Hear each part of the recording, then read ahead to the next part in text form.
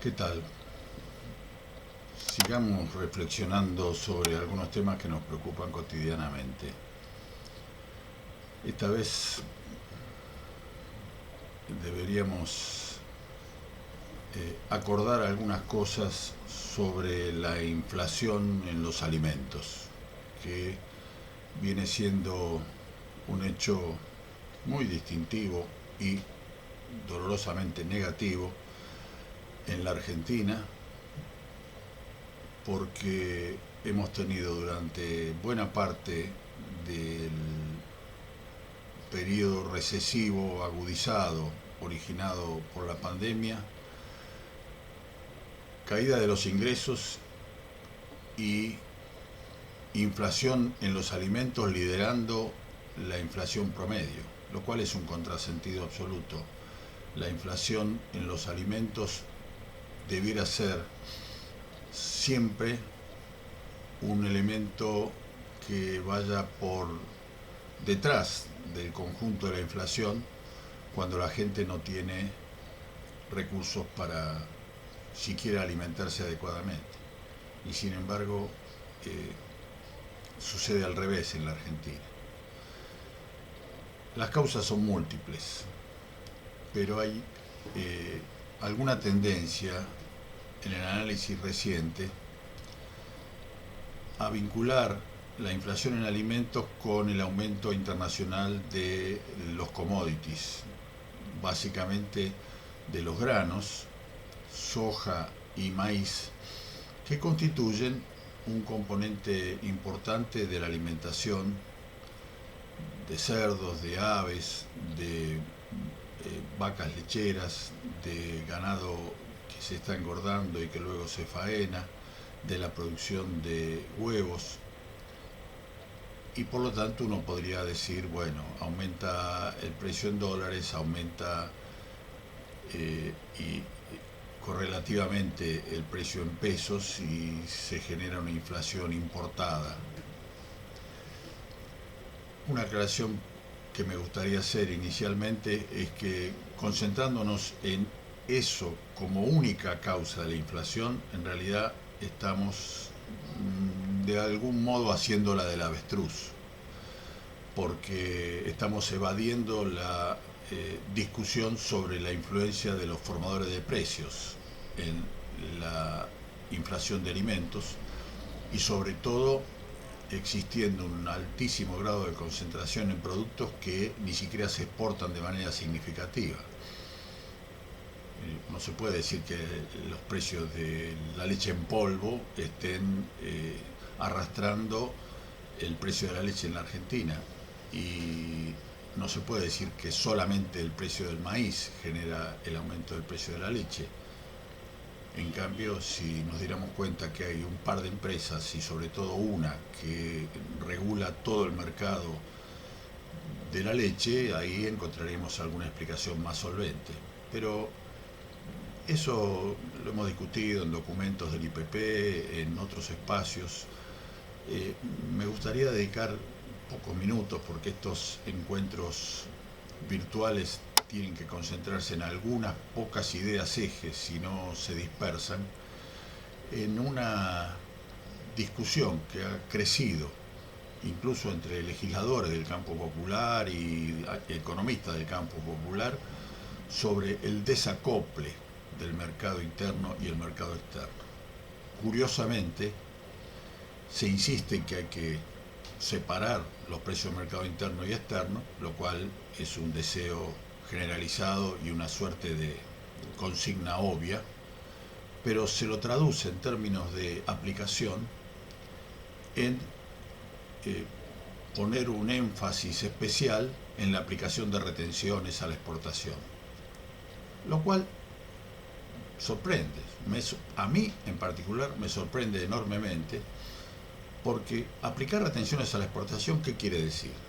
Tomar el precio internacional y quitarle parte de los ingresos a los exportadores para que ese negocio sea eh, eh, menos convocante de ingresos y en consecuencia permita a los que compran para el mercado interno tener una mejor posibilidad de comprar.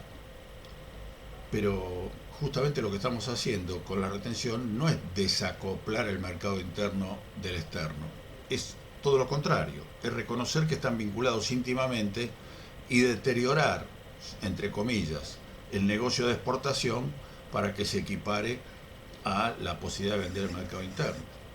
Desacoplar el mercado interno del externo tiene una sola traducción legítima, que es producir de manera diferente con sistemas independientes para el mercado interno y para el mercado externo.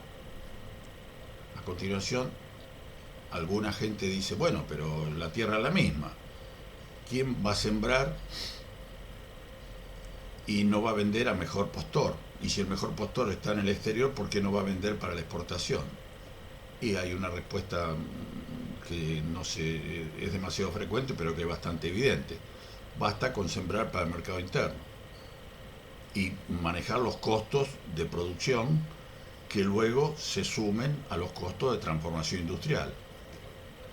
¿Y quién va a hacer eso? Y el que está interesado en el mercado interno. Un molino harinero que no exporta, ¿por qué no produce su propio trigo? Un molino aceitero de las corporaciones grandes, ¿por qué no tiene un acuerdo, ese sí, un acuerdo de verdad, para destinar una parte de la siembra que financia a costo y costa para el mercado interno? Y en el proceso de la fabricación de aceite tiene la misma ganancia que comprando caro y vendiendo caro. Si compra barato y vende barato, pero mantiene el margen entre compra y venta, gana lo mismo comprando barato que comprando caro. Lo que sucede es que el consumidor se beneficia cuando compra barato. Esto no es un invento teórico de una noche de verano. En Estados Unidos, el 70 o el 80% de la producción se hace por contrato. ¿Qué quiere decir esto? Que todos los que producen para el mercado interno norteamericano ya saben desde el momento en que se sembró qué grano van a tener, porque lo financiaron, en algunos casos produciendo de manera directa, arrendando campos o teniendo campos propios, pero en la gran mayoría contratando con el chacarero que compra la semilla financiada por el industrial y trabaja para el industrial con un contrato que le significa una determinada renta.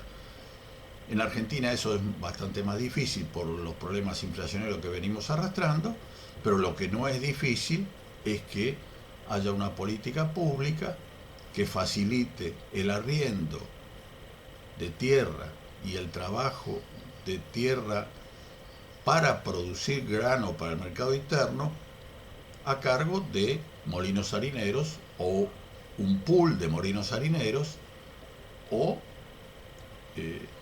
un sistema que con algún beneficio impositivo tenga presente la posibilidad de que simplemente la ganancia de ese cultivo sea una ganancia sobre los costos incurridos, que se estime, se haga pública, se evalúe de manera transparente y tengamos un sistema definitivamente de producción de grano, de pollos, de leche, de carne, etcétera, para el mercado interno, con los costos del mercado interno.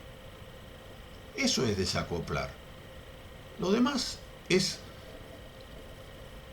el tema de las retenciones, es quitémosle ingresos a los que exportan y con esos ingresos redistribuimos los ingresos al interior del país para que la población no asocie sus ingresos a los dólares que gastan en Europa o a los euros que gastan en Europa. Eso es redistribuir después que se produjo. No es producir de manera desacoplada. Y eso es generar tensiones Hace 40 años que venimos generando tensiones con esto, desde que Krieger-Bacena generó las retenciones, y además, en 40 años, los que tienen que pagar retenciones aprendieron a evadirlas, a meter la mula de 1000 maneras distintas, y eso obligaría y obliga al Estado a tener un sistema de control que en general no funciona adecuadamente. Por lo tanto, tenemos un sistema plagado de tensiones, plagado de defectos y de ineficiencia, y nada de desacople. No hay desacople. Es más, todo el tiempo dependemos del precio especulativo del trigo o del maíz en el exterior, y en función de eso deberíamos tener o retenciones variables o retenciones fijas y pelearnos cada 6 meses para ver si las modificamos o no, y suspensiones de exportación. Hemos cometido errores de la más diversa naturaleza con este mecanismo a lo largo del tiempo, y nunca hemos pensado la posibilidad de tener, como siempre digo, campeones mundiales de exportación de pollos, bien merecidos, porque tenemos empresas importantes que podrían exportar pollos al conjunto del mundo que importa, sobre todo al mundo árabe, y en muchos países se importa pollos que ya hemos aprendido a producir y a exportar, y simultáneamente una organización independiente de empresas más pequeñas, regionales, locales, que produzcan pollo para el mercado interno, que además es un pollo distinto y que es un pollo con otras tradiciones culturales de producción, y que podría tener un costo absolutamente diferente, que no dependería de lo que los árabes están dispuestos a pagar. ¿Por qué no razonamos de esta manera y salimos del escritorio, dejamos de pensar que el mundo se resuelve con resoluciones